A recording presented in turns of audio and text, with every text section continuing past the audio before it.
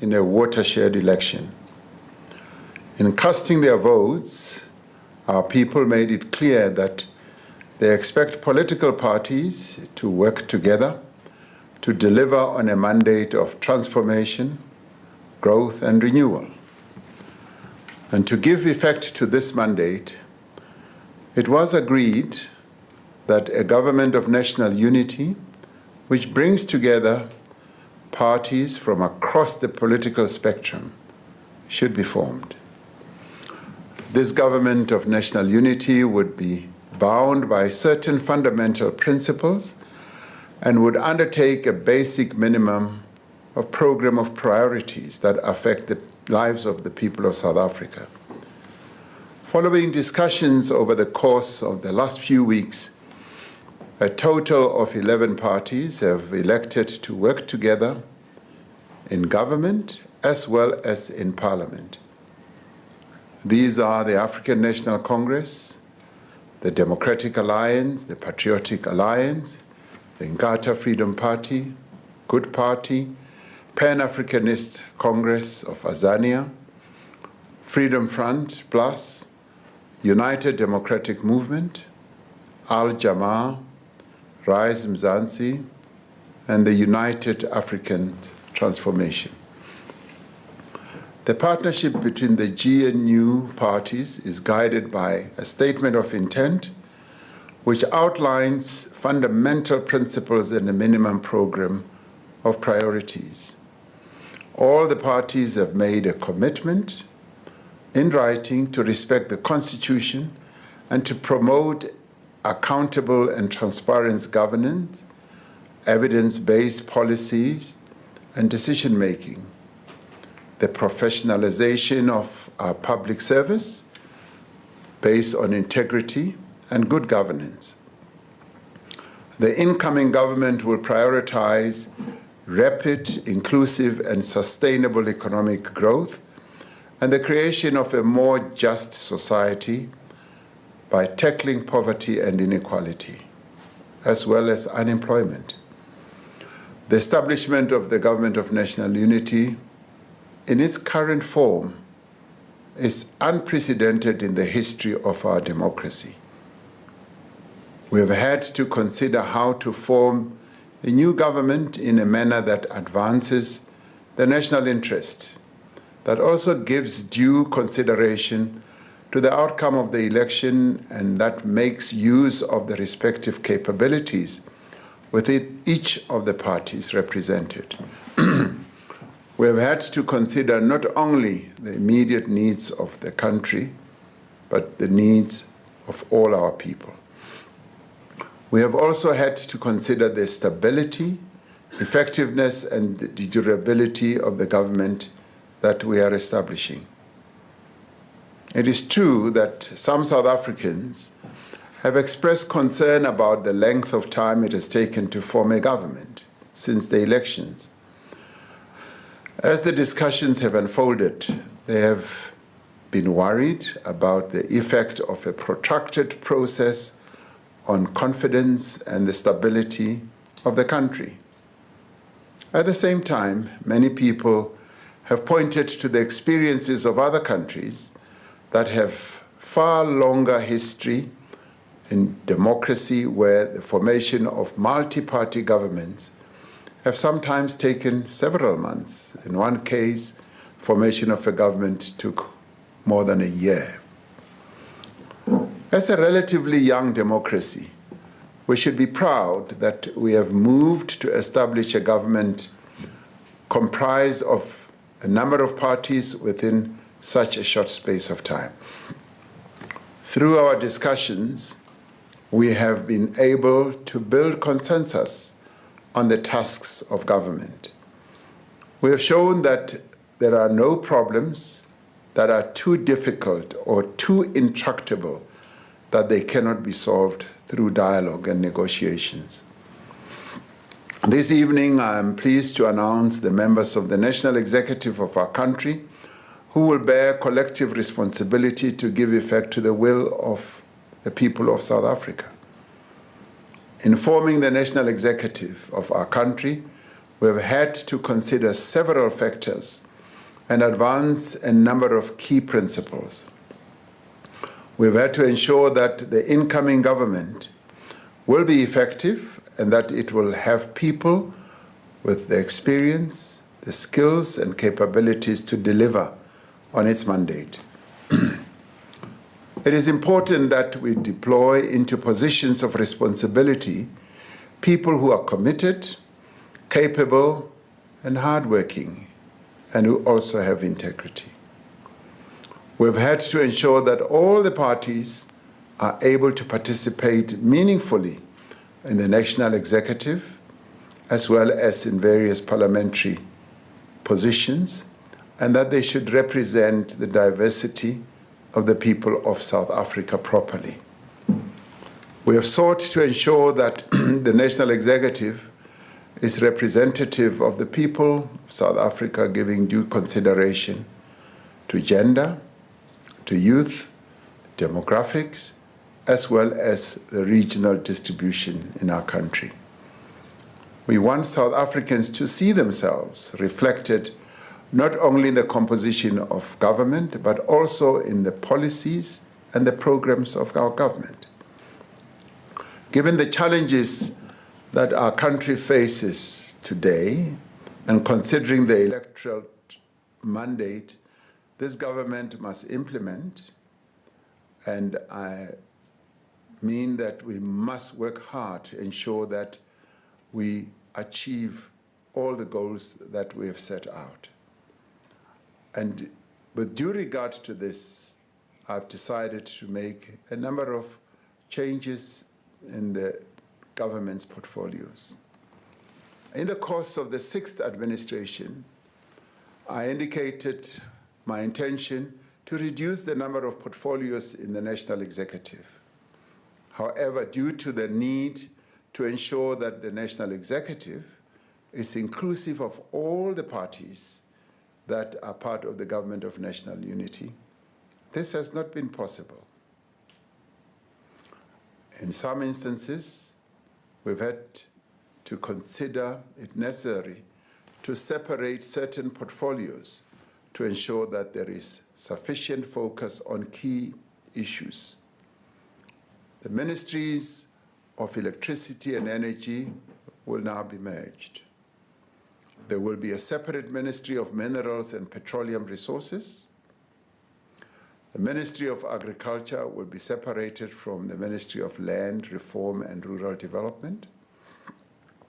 The Ministry of Higher Education will be separated from the Ministry of Science, Technology and Innovation.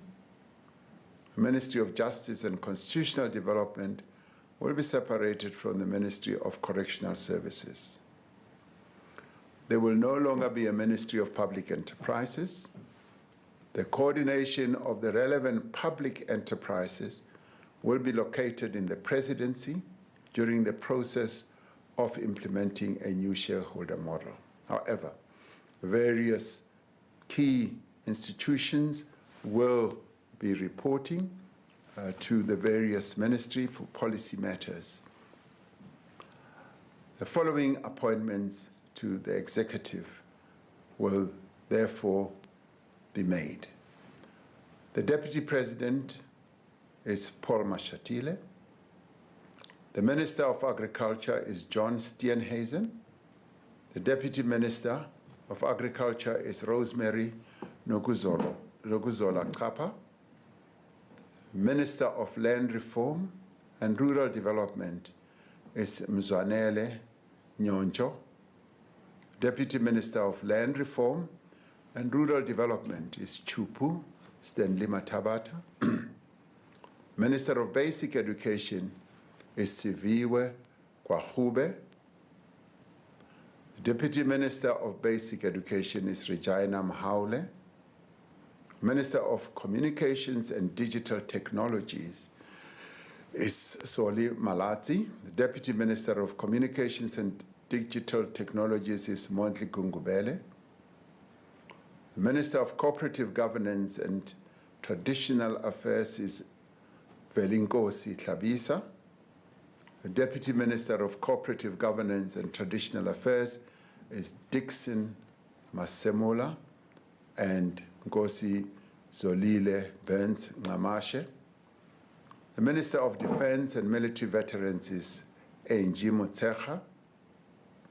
Deputy Minister of Defense and Military Veterans is Bantu Holomisa and Richard Mkongo. Minister of Electricity and Energy is Khosientsho Ramokgopa. Deputy Minister of Electricity and Energy is Samantha Graham. Minister of Science, Technology and Innovation is Blade Nzimande. The Deputy Minister of Science, Technology and Innovation is Nomalungelo Gina. Minister of Employment and Labor is Nomakosazana Meth. Deputy Minister of Employment and Labor is Joe Mosibia and Pumzile Mgcina. Minister of Finance is Enoch Godongwana. Deputy Ministers of Finance are David Masondo and Ashor Sarupen. Minister of Forestry, Fisheries and Environment is Dion George.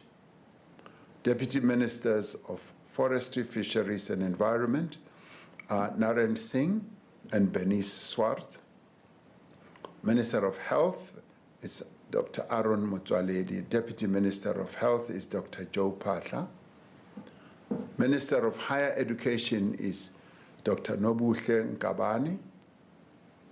The Deputy Ministers of Higher Education are Buti Manamela and Dr. Mimi Gondwe. Minister of Home Affairs is Leon Schreiber. Deputy Minister of Home Affairs is Njabulo Nzuza. Minister of Human Settlements is Mamoloko Kubai. Deputy Minister of Human Settlements is Thandi Mahambehlala. The Minister of International Relations and Cooperation is Ronald Lamola. Deputy Ministers of International Relations and Cooperation are Alvin Buotes and Thandi Moraka. Minister of Justice and Constitutional Development is Thembi Nkadimeng. The Deputy Minister of Justice and Constitutional Development is Andries Nel. The Minister of Mineral and Petroleum Resources is Gwede Mantashe. Deputy Minister of Mineral and Petroleum Resources is Judith Nemadzinga Chabalala. Minister of Planning, Monitoring and Evaluation is Marupini Ramokgopa. Deputy Minister of Planning, Monitoring and Evaluation is Seiso Muhai. Minister of Police is Senzo Mkhunu. Deputy Ministers of Police are Poli Bushielo and Castle Matale. Minister in the Presidency is Kumbuzo Nchabeni. Deputy Ministers in the Presidency are Nongeba Mhlauli and Kenneth Morolo. Minister of Public Service and Administration is Nkosi Mzamo Buthelezi.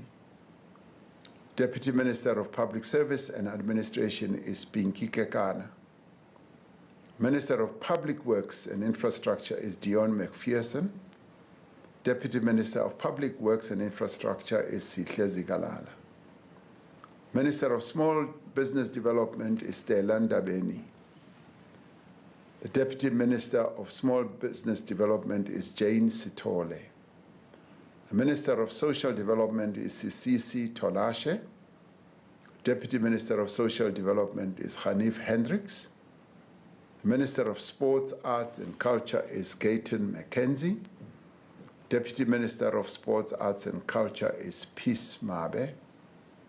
Minister of Tourism is Patricia DeLille.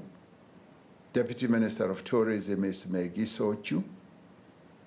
Minister of Trade and Industry and Competition is Pax Dao.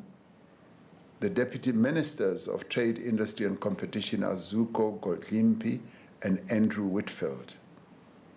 Minister of Transport is Barbara Creasy. Deputy Minister of Transport is Mkhuleko Hlengwa. Minister of Water and Sanitation is Phemima Jodina. Deputy Ministers of Water and Sanitation is David Mahlobo and Isaac Siakholo. Minister of Women, Youth and Persons with Disabilities is Sindisiwe Chikunga. Deputy Minister of Women, Youth and Persons with Disabilities is Mapaseka Steve Litsike. Minister of Correctional Services is Peter Groenewald. Dr. Peter Groenewald. Deputy Minister of Correctional Services is Lindiwe Nchalinchali. These men and women that we have appointed to the executive are drawn from all corners of our country. They reflect the diversity of our nation. They have a responsibility to work together to serve the people of South Africa as a whole. None of the members of the National Executive has been appointed to serve the interests of a particular constituency, a particular party, or a particular section of society. Collectively and individually, they are responsible to the people of South Africa. In the spirit of partnership and collaboration, the incoming government will work together with other formations to convene what we have spoken about a few days ago, which is a national dialogue. Through this national dialogue, all parties, civil society groups, labor, business, and other stakeholders will be invited to work together to address the critical challenges facing our nation. We call on all South Africans to participate in the national dialogue and to give their support to this government of national unity as it begins its work.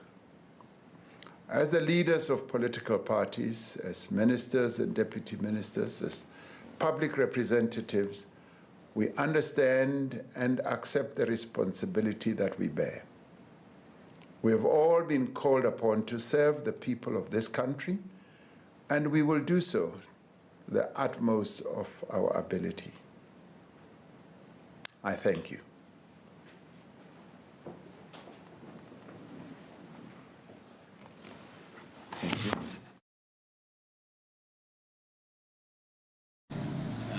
Thank you.